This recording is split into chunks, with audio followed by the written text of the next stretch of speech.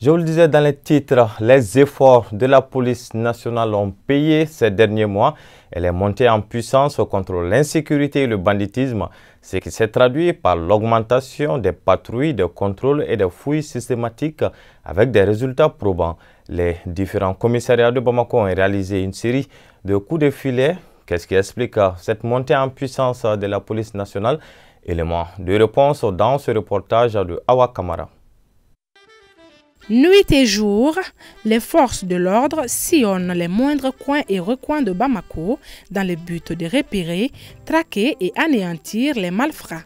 La police malienne a réalisé plusieurs coups de filet ces derniers mois. Des cas de braquage, de vols avec armes à feu. Nous avons eu quand même, ces quelques mois, saisi à peu près une douzaine d'armes et à peu près 32 munitions. Donc parfois même sur le lieu de corps. Tout dernier mois, au niveau de la faculté des droits, nous on a saisi 8 armes.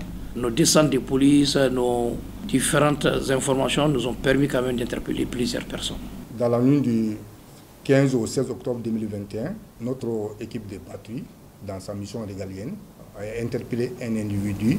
L'intéressé a pris la moto-taxi. Il a voulu faire sortir son arme et braquer le conducteur de la moto-taxi. Pour chercher par la clameur publique, il a fait un accident.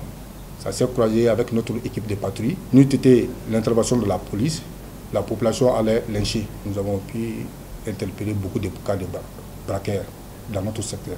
Le 8 mois 2021, nous avons interpellé 3 individus en possession de 10 PM pour chargeurs. Et les PM et munitions étaient destinés pour le centre. Ils ont été interpellés, on a fini avec l'enquête et puis ils ont été déférés et placés sous mandat de dépôt. Le 39e mois aussi, nous avons interpellé notre réseau pour trafic d'armes et de munitions. Donc ceux-ci ont été trouvés en possession d'un bidon rempli de 566 cartouches pour PM. Également, la destination c'était le nord aussi, le centre et le nord. Ces 3 jeunes aussi ont été déférés et placés sous mandat de dépôt. Donc avant-hier aussi, nous avons interpellé 4 jeunes pour le cambriolage d'une boutique de vente de téléphones portables et accessoires à Soutiba ACI. Ceux-ci aussi ont été déférés et placés sous mandat de dépôt. Qu'en disent les populations?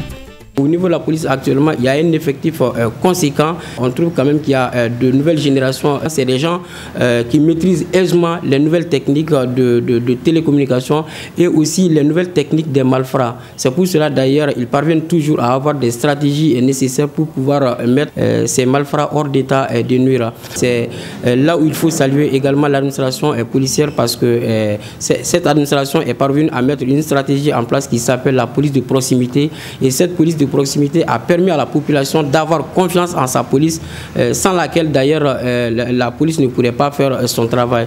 Il est indéniable que la collaboration saine et active entre la population et sa police est le garant de la sécurité des personnes et leurs biens. Bon courage à nos forces de l'ordre.